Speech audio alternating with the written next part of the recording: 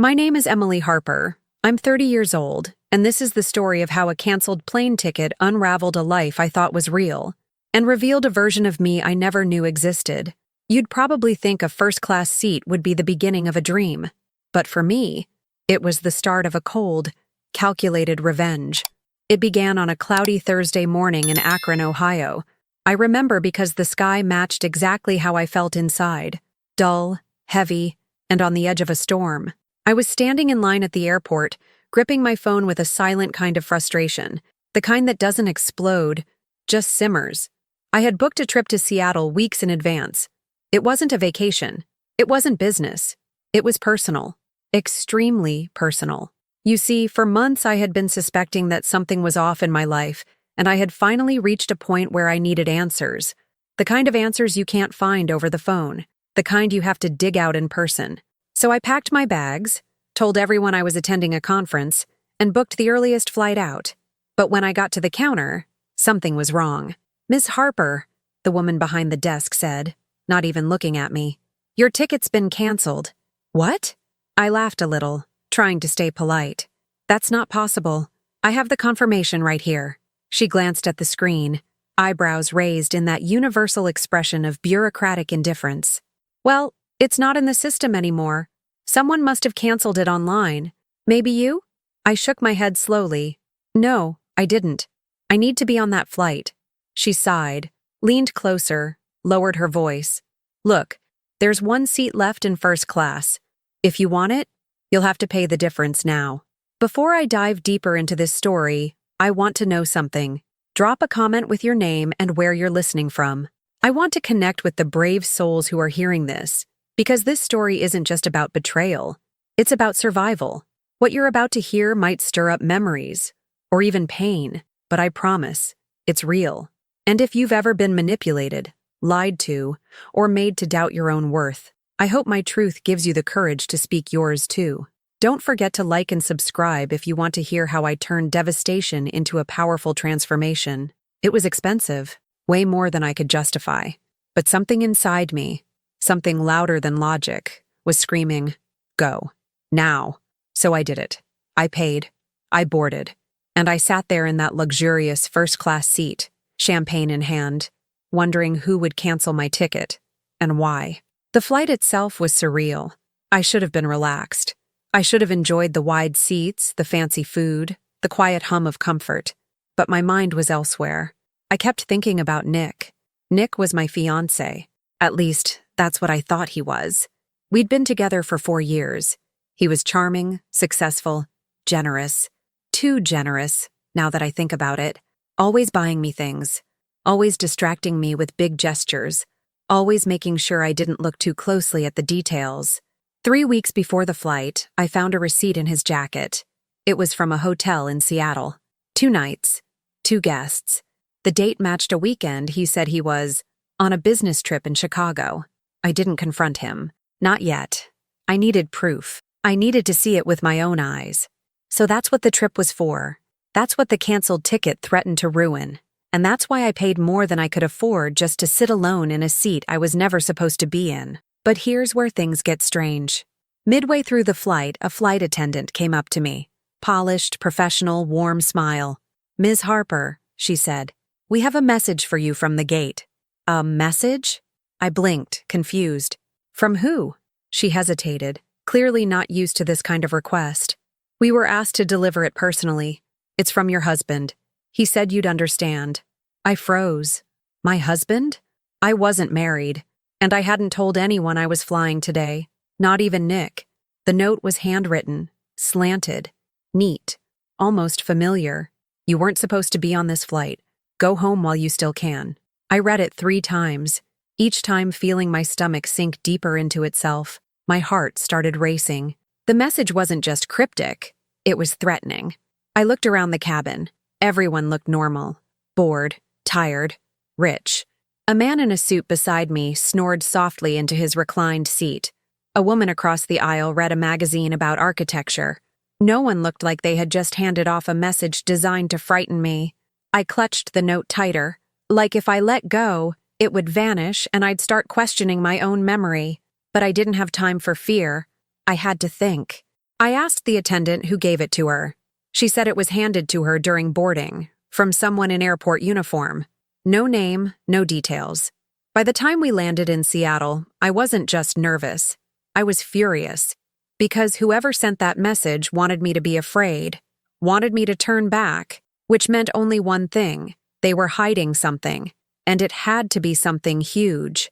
When I stepped off the plane, my heart was pounding, but I walked with purpose. I wasn't just a woman on a mission anymore. I was a woman who had just realized that someone was trying to stop her, and that meant she was onto something very real. I checked into a small motel instead of the hotel I originally booked. I didn't want any records that someone could trace. I turned off my phone, and then I went to the address I had found hidden inside Nick's tablet, an apartment in a quiet neighborhood near Queen Anne. I stood across the street for 20 minutes before I saw them. Nick, and a woman I didn't recognize. She was laughing, holding his hand, kissing his cheek like she'd done it 1,000 times before. And then I realized something even more devastating. She was wearing a ring. The same ring Nick gave me. It wasn't similar. It was identical. Same custom gold band. Same engraving on the inside. I knew because Nick said he designed it. Just for me. Except now I saw the truth. It wasn't just an affair. It was another life. I couldn't move. I couldn't breathe. I felt like my bones had turned to glass. But then a strange calm came over me. Not numbness, clarity. I knew what I had to do. Not run, not cry, watch, learn, plan. Because if Nick wanted to live 2 lives, I was about to show him what happened when one of them refused to stay quiet. I didn't go back to the motel that night. I stayed in my rental car, parked down the street, engine off, hoodie pulled over my head, watching the apartment window like my life depended on it. Because in some twisted way, it did. I needed to see everything. Every detail, every movement, every lie playing out in real time. Nick kissed her like he meant it, touched her the same way he used to touch me. They moved around that apartment like a married couple who had never known betrayal. I wasn't just watching an affair, I was watching a performance. One that had been running for far longer than I dared imagine. By morning, I'd already made up my mind. I wasn't going to confront him. Not yet. I needed leverage. I needed a plan. Because now, I realized, he hadn't just betrayed me emotionally, he was playing a double life so deep that it reeked of manipulation, deceit, and possibly worse. That note on the plane wasn't just paranoia. Someone really didn't want me to be here. And that meant there was something even darker behind all this than I originally thought. I spent the next 3 days tailing them. I followed him from her place to his so-called office downtown, where he supposedly worked as a financial advisor. Except, that building? It wasn't a firm. It was a co-working space with no registered business under his name. When I asked the receptionist about Nick Harper, she gave me a confused look and said, "He only rents a desk twice a week. He says he's a screenwriter. A screenwriter, not a financial advisor." That was the moment I understood how deep this went. Nick had built an entire fictional identity, and I had been a side character in his twisted novel. I wasn't just dealing with a cheater.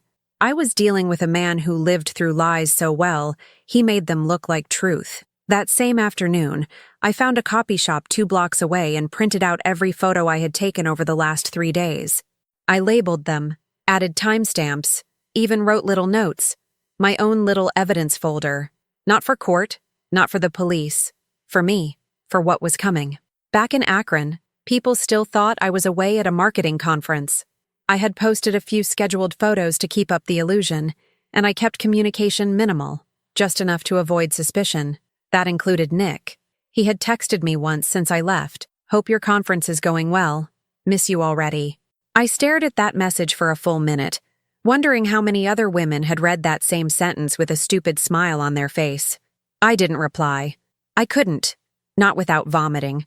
The woman in Seattle, I eventually learned, was named Lauren Myers. She was a nurse, 34, divorced, 2 kids. I followed her to work one morning at a pediatric clinic, and I watched her drop her youngest off at daycare. Her life seemed simple, happy, rooted in trust. I wondered if she knew who Nick really was, if she believed the same stories I had. If she, too, had received a custom gold ring with the same engraving that now meant absolutely nothing to me. It was almost poetic. 2 women, 2 cities, 1 man, 1 massive lie. But this wasn't a poem. This was a storm, and I was done being the quiet one in the eye of it.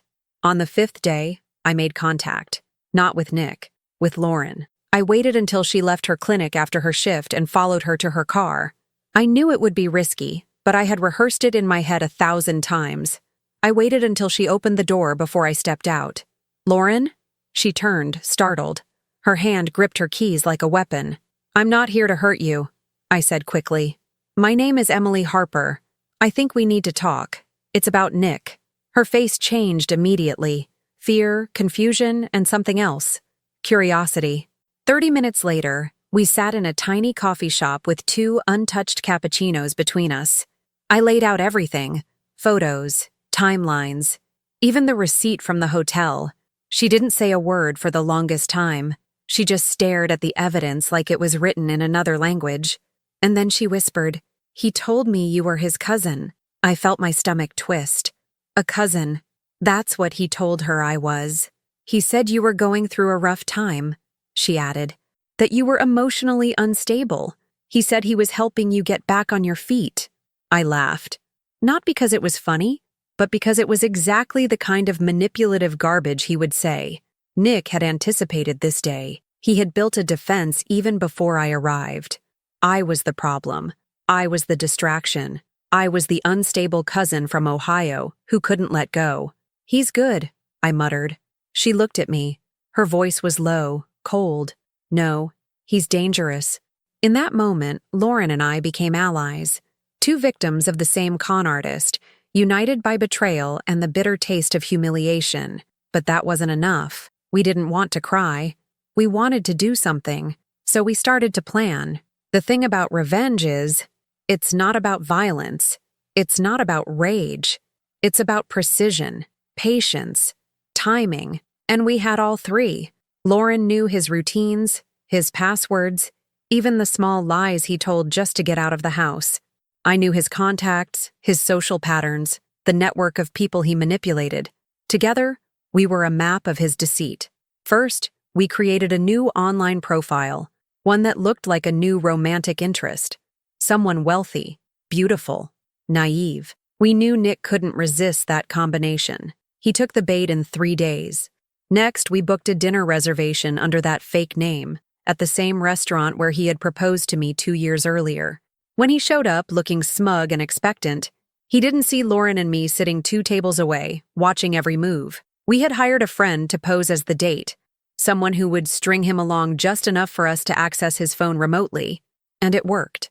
He left his phone on the table for a bathroom break, and in those 3 minutes, Lauren had already mirrored his device. Everything he had, every message, every photo, every lie, was now ours. We didn't go public. Not yet. That would be too easy, too merciful.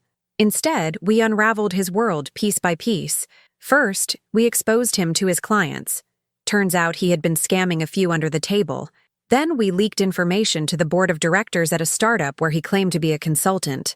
That was enough to get him dropped overnight. Next, we contacted a woman in Chicago. Yes, there was a third, and she added her own fire to the blaze. Within a week, Nick had lost his reputation, his money, and his 2 alternate lives. But we weren't finished.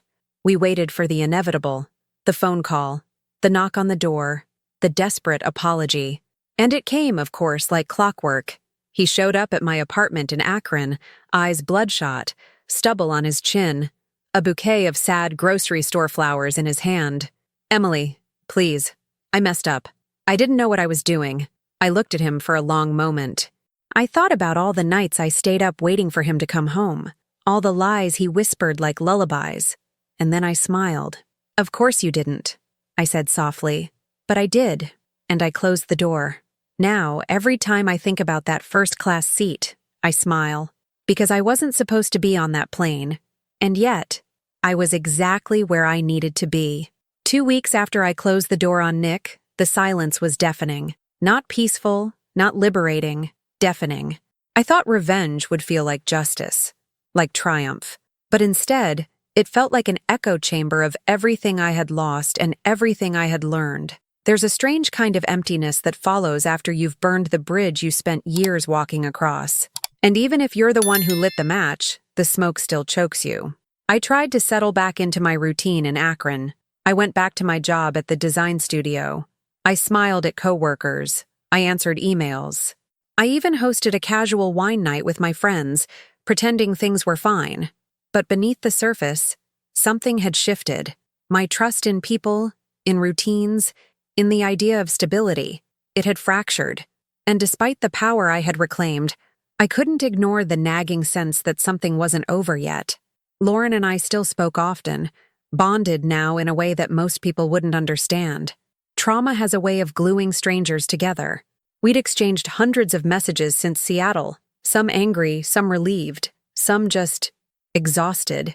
She was trying to rebuild her own life, now a single mom again with 2 kids and a house full of half-truths.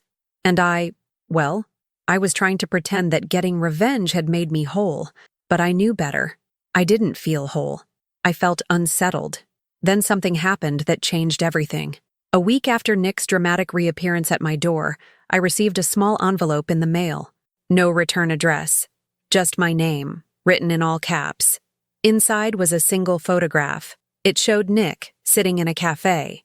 Across from him was a man I didn't recognize. But the message scribbled on the back of the photo made my blood run cold. You think it's over. It isn't. Watch your back. I stared at it for a long time, my breath shallow, my mind racing. It wasn't Lauren's handwriting. It wasn't Nick's either. And it wasn't anyone I knew. It was messy, rushed, threatening. I immediately called Lauren. Her voice dropped when I read the message. That's not from me, she said. Do you think he knows what we did? I wanted to believe Nick was just a narcissist with no long-term memory. I wanted to believe he'd moved on. But something told me this ran deeper. That cafe in the photo wasn't in Akron. It wasn't in Seattle. It was in Columbus, Ohio. And I knew that because of the small corner of the menu visible on the table. I'd eaten there once during a college trip. It meant Nick wasn't just hiding. He was moving, planning, meeting with someone. And someone else was watching him. And now, watching me. I went back to the photo again and again. Who took it? Why send it to me? Was it a warning? Or a trap? That night, I barely slept. Every sound outside felt louder. Every passing car made my shoulders tense. I double-checked the locks. I left the hallway light on. I couldn't shake the feeling that eyes were on me, just beyond the frame of my windows. The next morning, I did something I hadn't done since college. I drove to Columbus. I told my office I had a personal emergency. I didn't pack a bag, just grabbed the photo, a jacket, and my keys. It wasn't rational. It wasn't part of any plan, but something inside me, the same instinct that had forced me onto that plane weeks ago, was now pulling me toward that city. I arrived in the afternoon. The cafe was still there. Same red brick walls, same green awning, same faint smell of roasted espresso. I sat at a table near the back, ordered tea, and waited. I didn't know what I was looking for. A familiar face? A sign? Another envelope? Anything. Hours passed. Nothing. I was about to give up when a man in a navy blazer walked in and sat at the exact table from the photo.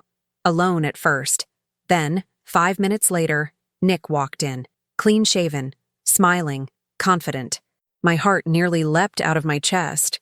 I slid deeper into my seat, my hair covering half my face, watching through the gaps in the menu I held like a shield.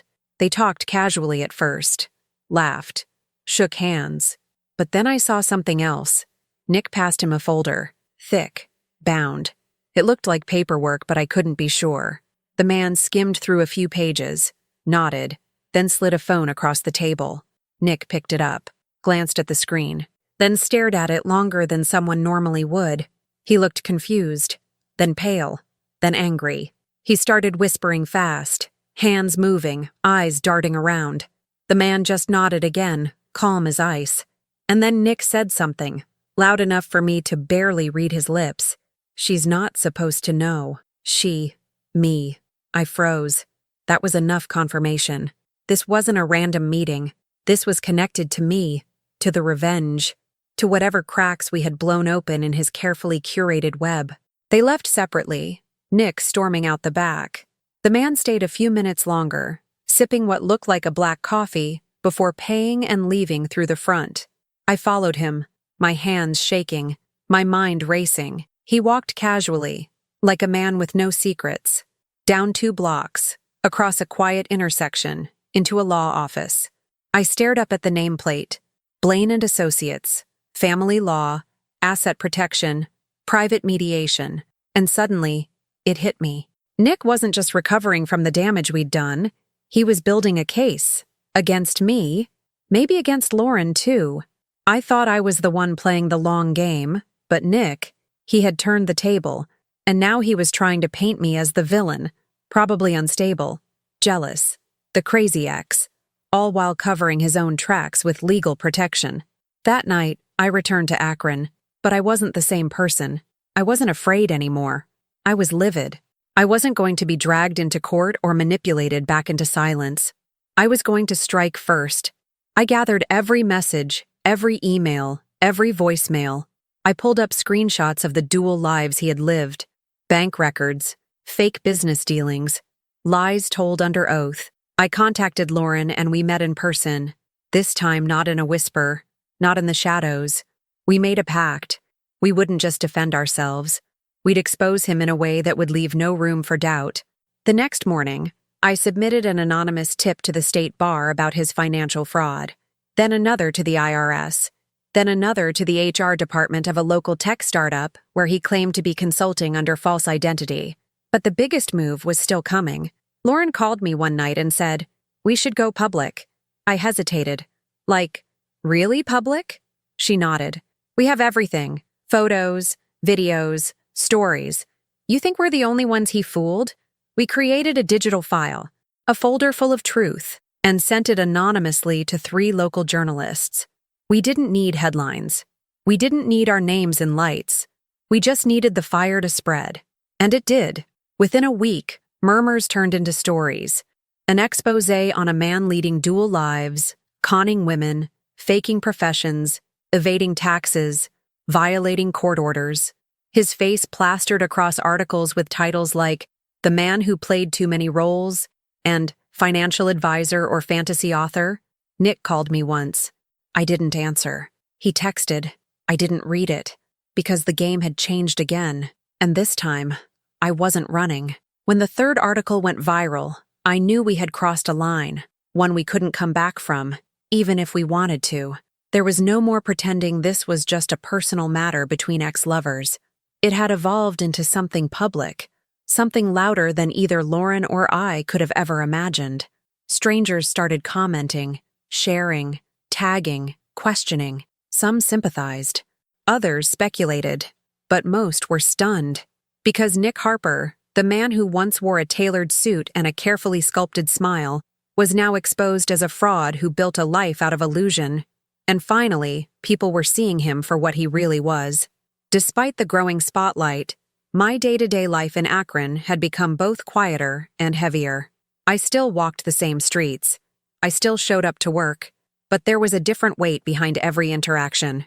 Coworkers whispered when they thought I couldn't hear. My phone buzzed more than ever. Reporters, old classmates, even distant relatives suddenly eager to check in. I responded to none of them, not because I didn't care, but because I had spent so long wrapped up in other people's narratives that I was still learning how to hear my own voice again. For the first time in years, I began to ask myself, who was I outside of this? Outside of Nick?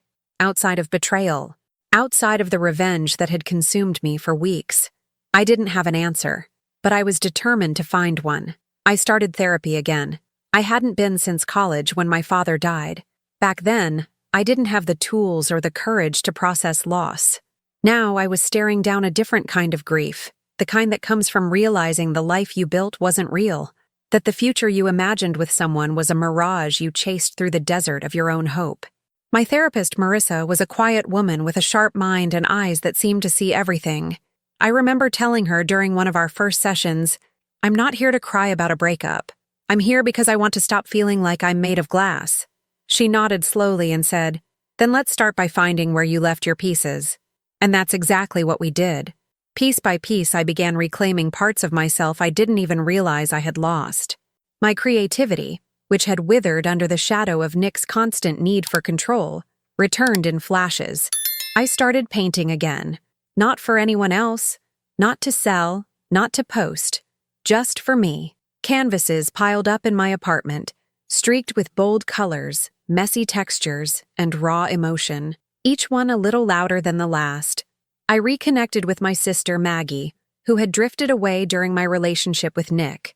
He never liked her, said she was too blunt, too involved, too suspicious. Now I saw it for what it was. He needed me isolated. Maggie welcomed me back without questions or guilt. She just hugged me and said, "It's about damn time." Lauren and I remained in contact, though we both knew that our connection, while deep, had also been forged in fire. We didn't need to talk every day anymore. We had done what we needed to do. Now we were each rebuilding our own homes after the storm had passed. But the storm wasn't entirely over. One afternoon in October, I received an envelope in the mail. This time, it wasn't anonymous. It was stamped from a law firm in Columbus. Inside, a formal notice. Nick was suing me for defamation, emotional distress, and invasion of privacy. I sat on my kitchen floor with the letter in my lap, trying to decide whether I wanted to scream or laugh. The man who had built an empire of lies was now claiming I had ruined his life with truth. There was irony in that so sharp it could have cut through steel. I didn't panic. I didn't cry. I called Marissa. Then I called a lawyer. The next few weeks were tense, full of paperwork, statements, and strategy. But I felt different this time. Stronger. Calmer. I wasn't the same woman who once trembled reading threats on a plane. I wasn't lost anymore. I was grounded, focused, ready. We countersued. My attorney was sharp, unshakable, and clearly had a personal vendetta against men like Nick. "He wants to play games?" she said during our first meeting. "Good. I've got the rule book memorized." And she did. She dismantled every argument in his claim with precision, presented every shred of evidence we had collected, proof of his deceit, financial misconduct, emotional manipulation. His emotional distress was reduced to a joke by the time we were done presenting the messages he had sent Lauren, bragging about how easy it was to control women with just the right balance of pity and charm. The judge dismissed Nick's case within 3 hearings. The countersuit? That remained open. And though we eventually settled, confidentially, I walked away knowing I had won, not because of the money, not because of the legal victory, but because I had faced him head-on, with nothing but truth on my side. After the settlement, something inside me finally exhaled. I took time off work. Just a month. I didn't travel far. Just a quiet cabin near Hocking Hills, surrounded by forest, where my phone didn't work and the nights were filled with nothing but the sounds of crickets and my own thoughts. I hiked during the day, journaled by the fire at night. I let the silence become a friend again, not a threat. One evening, as the sun dipped behind the trees, casting everything in amber, I sat on the porch and asked myself out loud, what do I want now? It wasn't revenge anymore. It wasn't closure. It was peace. And that, I realized, wasn't something anyone could give me or take away. It had to be built, slowly, honestly, brick by emotional brick. When I returned to Akron, I made changes. Small ones at first. Switching around my apartment furniture, changing my morning routine, starting each day with a walk around the neighborhood before breakfast. But those little shifts added up. They became the architecture of a new life, one where I wasn't defined by what had been done to me, but by what I chose to do next. Eventually, I began speaking at small workshops hosted by local women's groups, on emotional manipulation, on trusting your instincts, on recovering from betrayal. I never used Nick's name. I didn't need to. The point wasn't to drag him through the mud. It was to show other women that they could come out on the other side, that surviving wasn't just about making it through, but choosing to grow afterward. Each time I spoke, I saw someone else in the room sit up a little straighter, nod a little harder, wipe away a tear they didn't expect to shed. And I knew. I was doing something that mattered. Months passed. The story faded from the internet, as all stories do. The headlines stopped. The whispers died down. And I was still here, still standing, stronger than I had ever been. Nick never reached out again, whether out of fear or shame. I didn't know. I didn't care. He had returned to whatever shadows he came from, and I had no intention of looking over my shoulder again. I wasn't the same Emily Harper who had boarded that plane to Seattle in tears and confusion. I was someone new now. Someone forged, not in fire, but in the aftermath. It had been nearly a year since I first boarded that flight to Seattle with nothing but suspicion and a desperate need for clarity. A year since I uncovered Nick's double life, partnered with Lauren to expose his lies, and slowly began rebuilding my own identity from the ashes of betrayal. In that time, I had learned how to breathe again, how to trust myself, and how to find purpose in the pain. I thought the storm had passed. I thought I had faced the worst of it.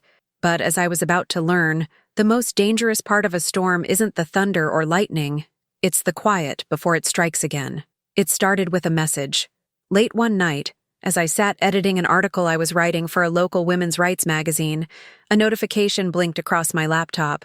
It was an email. No subject, no signature, just one line of text. "Do you really think he let you win?"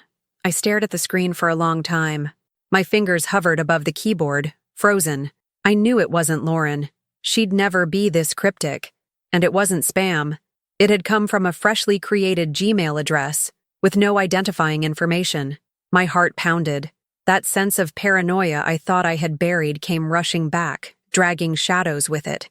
I closed the laptop, took a deep breath, then opened it again and replied, "Who is this?" No answer. The next morning I shrugged it off, told myself it was probably just some troll looking to stir the pot. But a part of me knew better, and that part refused to rest. 3 days later, I received a package. No return address. Just my name and apartment number, scribbled in black marker. Inside was a single item, a USB drive. I didn't touch it for hours. I left it on the kitchen counter, circling it like prey. Eventually, curiosity overpowered caution, and I plugged it into an old laptop I didn't use anymore, completely offline. There were 3 video files, no labels. I clicked the first one. It was grainy surveillance footage, clearly from a private camera. It showed me, walking alone at night, keys in hand, turning the corner toward my apartment building. The timestamp was from 2 weeks ago. The second video was inside a cafe. I was sitting by the window, sipping coffee and reading a book. It had been a peaceful day, one of the first truly calm afternoons in months. And yet someone had recorded it from across the room, zooming in slowly. The third video chilled me the most. It wasn't of me, it was of Lauren, at the playground with her kids, laughing, pushing her daughter on the swing.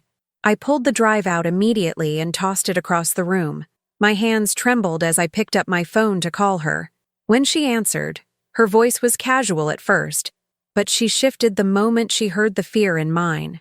"They're watching us," I whispered. "They've been filming us." We met that night in a diner off the highway, both of us wearing hats and sunglasses like we were in a movie. It felt absurd. It felt terrifying. We sat in the farthest booth, speaking low and going through every possibility. Who would do this? Why now? What would they gain? And there was only one name that kept resurfacing. Nick. Maybe it wasn't over. Maybe it never really would be. Lauren told me something then that I hadn't known. A few weeks earlier, she had found her car door slightly open one morning. She hadn't thought much of it at the time, chalked it up to distraction, until she noticed her glove compartment had been rummaged through. Nothing was taken, but something felt off. Now, together, these pieces formed a clear and chilling puzzle. Nick wasn't just hiding. He was watching, tracking, waiting. The idea that he might still be lurking in the background of our lives, waiting for the right moment to strike again, made something harden inside me. A resolve. I had already exposed him once, humiliated him, cost him his job, his reputation, and his ability to control the women in his life. And now, instead of accepting the consequences, he was playing a longer, crueler game. He wanted to scare us, keep us paranoid, isolated. But this time, I wasn't going to react with fear. I was going to finish what I had started. I contacted a private investigator, someone highly recommended by a friend who had used his services during a messy custody battle. His name was Darren Cole, and he didn't ask questions. just nodded as I told him everything and said, "If he's watching you, I'll be watching him." Within a week, Darren confirmed what we had suspected. Nick had relocated again, this time to a small town outside of Cincinnati, under yet another alias. He had changed his name, was using a different social security number, and had recently attempted to file paperwork to start a new financial consulting firm. It was a clear attempt to start fresh, rebuild his empire of lies, and this time, perhaps do it even more covertly. But Darren found more. He discovered something that made my blood run colder than any of the footage. Nick had filed a legal petition in Cincinnati, an attempt to establish a case against both Lauren and me for ongoing harassment and defamation, quietly, secretly. He was laying the groundwork to make us look like the problem. While he played the victim, he was methodical, patient, dangerous. I met with my attorney again. We immediately filed protective orders. Not because we were afraid he'd show up with violence, but because we knew what kind of damage Nick could do with a spreadsheet and a lie. He didn't need fists. He used words, systems, charm, and sometimes those left deeper bruises. But I also realized something else. Nick wasn't just seeking revenge. He was seeking control. Control over the narrative, over the fear, over our sense of security. And the only way to win this time wasn't to destroy him. It was to remove his power over our minds. Lauren agreed. So we decided to go public again, but this time on our terms. We collaborated with a journalist we trusted deeply, someone who didn't just want to sell a story, but who wanted to explore how emotional abusers manipulate narratives long after relationships end. We shared everything: the footage, the emails, the tracking, the new alias. It wasn't about anger anymore. It was about protection, not just for us, but for anyone else he might target in the future. The article was published under the title, "The Shadow After the Storm: How Abusers Rewrite Their Legacy." It wasn't flashy. It wasn't sensational. It was haunting, honest, and most importantly, it named him. Within days, Nick's new business application was flagged. The alias was exposed. The town he had moved to began buzzing with quiet speculation, and just like that, his new foundation cracked beneath his feet. But the true climax didn't come from the media. It came from a single moment, weeks later, when I found another letter in my mailbox. This time, handwritten. No threats, no riddles, just 3 sentences. "You win. I won't bother you again, but you'll always be looking over your shoulder." I read it once, then again, then I burned it. Because no, I wouldn't always be looking over my shoulder. I refused. That was his narrative, his poison, his attempt to plant fear where healing had taken root. That night, I stood on my balcony as the wind picked up around me, blowing through my hair, wild and strong. And I knew this was it. Not the end of the story, but the end of his place in it.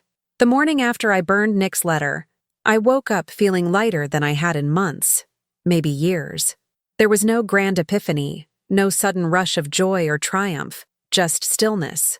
A quiet calm I hadn't realized I'd been craving for so long. I stood by the window of my apartment, the same one where so much had unraveled, and watched the sunrise spill golden light across the city. Akron looked different now. Or maybe I did. For the first time in a long time, I wasn't bracing for the next hit. I wasn't waiting for the next lie, the next shadow, the next unraveling. I had survived the chaos, walked through the fire, and emerged, not untouched, but unbroken. I went back to the basics, waking up early, cooking breakfast from scratch, watering the small plants on my windowsill that I'd forgotten during the months of turmoil. I started saying yes to things I used to avoid: dinner with friends, weekend trips, art classes at the local community center. I didn't feel the need to explain where I had been or what I had gone through. The people who mattered had been there for me during the darkest moments. The rest didn't need a front row seat to my healing. But even as things smoothed out, there were still moments that caught me off guard. Like when a stranger with a similar haircut to Nick brushed past me in the grocery store, and my heart jumped involuntarily. Or when I'd wake up from dreams where I was trapped in a conversation I couldn't escape. Trauma doesn't always scream. Sometimes it whispers. But the difference now was that I knew how to listen, how to recognize the voice of fear and separate it from reality. Lauren and I met one last time before deciding to quietly step back from the spotlight for good. We sat on a bench in a quiet park in Columbus, watching kids chase each other around a fountain. "We did what we had to do," she said, sipping from a paper cup. "And we survived it." "We did more than survive," I told her. "We reclaimed our lives." She smiled. "Still, I think it's time I stopped defining mine by what he did." I nodded. I understood. It was time to let the revenge go. Not because it didn't matter, but because it had served its purpose.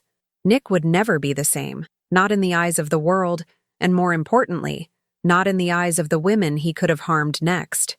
That was enough. I returned to Akron and made a final decision I'd been mulling over for months. I left my job at the design firm. It wasn't out of anger or dissatisfaction. It was just no longer a reflection of who I had become. I wanted to create on my own terms, to build something from scratch, something that came from me, not filtered through board meetings and client pitches. I launched my own studio. Small, local, intimate. Emily Harper Design. It started with a few freelance clients, then a few more. Word spread slowly, quietly, organically. I specialized in branding for women-owned businesses, nonprofits, and personal ventures. My work wasn't just about logos or color palettes. It was about helping others tell their stories visually, with honesty and power. Every design I created was layered with meaning, with intention, and through that work, I found healing. I also started volunteering with a shelter for women fleeing abusive relationships. I didn't advertise it. I didn't post about it online. I just showed up once a week, sat in those rooms, listened when I was needed, spoke when it felt right. Some of the women there had been through things far darker than I could imagine. Others were just beginning to realize their reality wasn't healthy. I didn't try to save anyone. That wasn't the point. I was just present. And sometimes, presence is the most powerful thing we can offer. One afternoon, I brought in a stack of journals with blank covers and sat with a young woman named Tasha as she decorated hers with markers and stickers. "What do you do when the fear won't go away?" she asked quietly. I paused, then said, "You don't wait for it to go away. You learn how to move anyway, step by step, even when your hands shake." She looked at me for a long time, then nodded slowly. "That sounds like something someone strong would say." I smiled. "It's something someone healing would say." By winter, my days had found a new rhythm. Mornings at the studio, afternoons volunteering or working from cafes, evenings spent painting, cooking, reading, or watching the snow fall outside my window. I was still alone, but it didn't feel like loneliness anymore. It felt like space, earned and sacred. And then, one afternoon in January, I received a letter. Not a threat, not an anonymous envelope. A real letter, handwritten in neat cursive, with a return address in Seattle. It was from a woman named Elise. She had seen the article, recognized Nick's face, and realized she had been his Tuesday-Thursday girlfriend for nearly a year. She thanked me, told me that reading my story had saved her from a deeper entanglement, said she was now pressing charges for financial fraud and emotional abuse. I folded the letter gently and placed it in a drawer. It wasn't validation I needed, but it was a reminder that sometimes the impact of our choices echoes long after we stop hearing the sound. Spring came early to Akron that year. The trees bloomed before the official thaw, and the city felt new again. I began hosting art nights in my studio. Just a handful of women, some friends, some strangers, painting, talking, laughing, sharing. No one knew my full story unless they asked, and most didn't. But there was a quiet understanding in those rooms, that we had all been cracked open in some way, and that creating something, anything, was a form of defiance. On the 1-year anniversary of the flight, I drove to the airport. I didn't have a ticket. I just stood in the terminal, near the gate where my journey had begun. I watched people rush by with luggage, coffees, headphones, some nervous, some excited, some tired, all of them carrying stories, expectations, fears. I sat down and wrote in my journal. 1 year ago, I boarded a plane with no idea how far I'd fall, or how high I'd rise afterward. I thought the most painful part would be the betrayal, but it wasn't. It was realizing how much of myself I had given away without knowing. And the most beautiful part? Reclaiming every piece. Before I left, I slipped the journal entry into the crack of a bench, tucked beneath the edge, where maybe, just maybe, someone else who needed those words would find them. As I drove home, the sky opened up in soft pastels, streaks of gold and lavender folding into the clouds. I turned up the music, rolled down the window, and for the first time in what felt like forever, I didn't feel like I was escaping something. I felt like I was finally arriving. A year and a half had passed since the flight, since everything began to unravel, since I first sat in that first-class seat and realized my entire life was about to split in two. Now, standing at the threshold of a new chapter, I no longer felt haunted by the past. I felt shaped by it, transformed. The pain hadn't disappeared, but it had softened, like sea glass smoothed by waves over time. What was once sharp and dangerous was now something I could hold in my hands without bleeding, and I had built something beautiful from the wreckage. Emily Harper Design had grown beyond what I imagined, not into a massive business, not into a flashy empire. That had never been my goal, but into a community, a network of clients who became collaborators, women who told their stories through branding, packaging, and design, authors who needed book covers that felt like their voices, artists looking for identity, advocates who needed visual campaigns that screamed truth. I helped build platforms. But through them, I also rebuilt myself. Every font I selected, every palette I created, every line I drew, it all carried a piece of me. People often say time heals everything, but that's only half true. Time gives you space. Healing. Healing is something you choose. Every single day. And I chose it. Over and over. Even when it was hard. Especially when it was hard. By the following summer, I had moved to a new apartment. A little house, actually. Quaint, with a blue door and a porch that creaked when you stepped on the second board from the left. It had ivy growing along the fence and a tiny garden in the back where I planted rosemary, lavender, and tomatoes I would never remember to water consistently. It was my sanctuary. The kind of place that felt like mine the moment I walked in. And it was quiet. Not the hollow kind of quiet that makes you feel alone. The full kind. Like the quiet that wraps around you at the end of a really good book. I saw Lauren again, once. Just once, by chance. At a conference on advocacy and digital safety. She was one of the panelists, talking about how women could protect their identities online, especially in the wake of emotional manipulation or cyberstalking. She looked strong, different. She carried herself with a quiet power that hadn't been there when we first met in that coffee shop in Seattle. After the panel, we hugged. No words needed, just the deep, steady acknowledgement of everything we had survived. And then we moved on, each of us walking into separate lives that no longer revolved around the same man, the same war. I started dating again eventually, cautiously, slowly. The first few attempts were awkward. I didn't know how to be vulnerable without feeling like I was exposing a wound.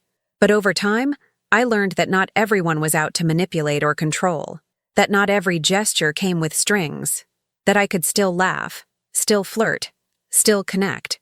And that I didn't have to rush into anything to feel whole. I met someone unexpected, too. His name was Daniel. We met at an art supply store, both reaching for the same exact set of watercolor brushes. He was a photographer who'd moved to Akron from Boston a year earlier to take care of his aging father. Our connection wasn't fireworks or whirlwind or drama. It was gentle, steady, like the kind of breeze that doesn't knock you over, just lifts you up a little. On our third date, I told him everything. Not the sanitized version, the whole story. He didn't interrupt, didn't flinch, just listened. At the end, he said, "You've already done the hardest part. You came back to yourself." It was one of the kindest things anyone had ever said to me. He didn't try to save me. He didn't need to. I had already done that on my own. Every now and then, I'd get messages from women I didn't know, strangers who had stumbled across the article or had been sent it by friends. Some shared stories of their own. Others just thanked me. One woman, Elena from Wisconsin, wrote, "I didn't leave when I found out he was lying. I left when I realized I was allowed to. I printed that email and taped it inside the cover of my journal. Because that was the heart of it, wasn't it? Permission. giving yourself permission to leave, to speak, to fight, to rest, and most of all, to heal. I kept painting too, not just in my studio now, but on larger canvases. I started exploring public art projects, abstract murals with layers of color that told stories only visible to those willing to look deeper. One piece in particular, titled Reclaim, was featured in a downtown gallery. It was massive, shades of blue, streaks of gold, deep cracks filled with bronze leaf, a visual representation of brokenness made beautiful. I didn't put my name on it, just a quote beside the frame. I was never too much. You were just never enough. It felt like a final punctuation mark on a chapter that had been too long, too heavy. Not an ending, just a soft, solid closing. One late autumn evening, I sat alone in my garden, wrapped in a thick sweater, sipping chamomile tea, and flipping through the pages of my old journal. So many entries filled with anger, confusion, sorrow, fire. But scattered between them were sparks of hope. The moment I stood up for myself, the night Lauren and I made our pact, the first time I slept through the night without checking the locks twice, and of course, that letter from Elise, proof that our story had reached farther than we could have imagined. I watched the sky grow dark, stars blinking into view one by one, and I felt something I hadn't let myself feel fully before. Peace. Not because I'd forgotten, not because it didn't still hurt, in small ways, but because I had done the work, faced the demons, walked through the fire, and come out the other side with a stronger, softer version of myself. I still had bad days. Of course I did. Days when I questioned, doubted, replayed. But they didn't define me anymore. They didn't control me. They just reminded me of where I'd been and how far I'd come. One morning, I got on a plane again. Just a short flight, nothing dramatic. But as I sat there, looking out the window as the earth fell away below me, I thought about that first flight, the canceled ticket, the unexpected upgrade, the moment I realized someone was trying to keep me from the truth. And now, here I was, flying by choice. No fear, no warning notes, just freedom. As the plane leveled out, a flight attendant offered me a drink. I smiled and asked for water. Simple, clean, enough. And as I sipped, I closed my eyes and whispered to myself, not a prayer, not a wish, but a promise. Never again would I shrink to fit someone else's version of me. Never again would I confuse silence for safety. Never again would I forget who I am. Emily Harper, 31, survivor, creator, woman. And I was just getting started. Have you ever found yourself rebuilding your life from scratch after betrayal shattered everything you thought was real? Share your story in the comments. I truly want to hear from others who've had to rediscover themselves. If this story moved you, please like and subscribe so you won't miss more journeys of strength, justice, and self-transformation. And if you know someone who might be living a double life without realizing it, send them this story. It might open their eyes. Remember, healing isn't about forgetting. It's about owning your truth and choosing peace over fear. Thank you for listening to my story. Never forget, your voice is powerful, your story is valid, and you deserve a life rooted in truth.